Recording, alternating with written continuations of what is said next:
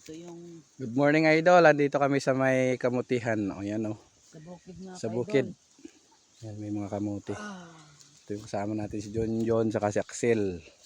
Ayan. Nanguha kami ng ano, ng itatanim.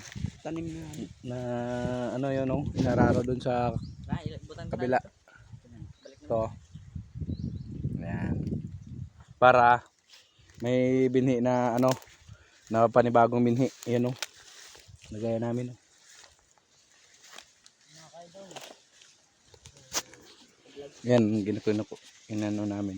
Ganitong kamote oh. Ito orange yung ano nito. Orange yung laman, kamote na to. Yan, malawak to hanggang doon, oh, namumulaklak pa nga oh. Ibig sabihin, Diyan? mga ganitong namumulaklak. Palaman pala. May laman na to eh. Yan ang mga bundok. Yan oh, may mga laman. Itong mga buhaghag, yung iba may mga bitak-bitak dito, yun yung may laman. Mga buhag. May liki ba? Hanap tayo dito, baka merong kinainan dito. Yung mga ganito. Minsan kasi naunahan kami ng mga daga oh. Tulad nito, kinain na natin ng daga oh. Ganyan dun oh. Lawak. Kaya kung hindi mo naunahan dito sa pagkuha ng laman, wala, maunahan ka ng mga alaga dito. Mabait kasi mga alaga dito eh. Kukuha nga ako ng panggulay. Yung ganitong kulay pula.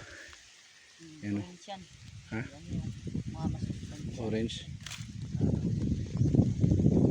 Umuulan ano, umaambon oh. Sama yung panahon. Umaambon. Manguha ako ng malunggay. Kuha ako ng gulay. Saglit. Hindi lang kuha lang ako ng gulay. Malunggay. Kasi ano yung kamutihan. Malawak to idol. Hanggang dun yun sa dulo. Puro kamuti. Yan na, mamulaklak na yung mga kamote oh. Kaya kukuha kami ng itong inararaw ni Papa yan oh. Doon. Inararaw. Yan, taniman to ng kamote hanggang doon. Kuha tayo ng malunggay. Yan. Gugulay namin.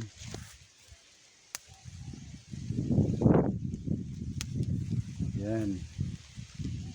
Ang ganda din sa bukid, libre lang yung ulam dito eh. Libre lang gulay. Yan o, kamuti tayo doon. Shoutout sa mga nagtatanim dyan ng kamuti. Yun o. May gulay na tayo. Wait lang. Alright.